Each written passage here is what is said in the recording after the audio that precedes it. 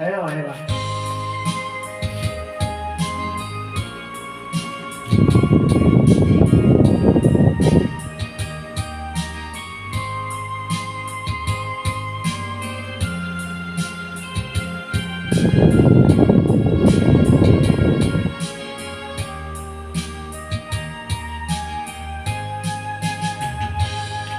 Ko talagang mag-isaalang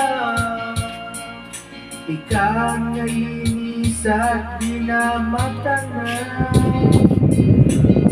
Itigil sa paikot ang mundo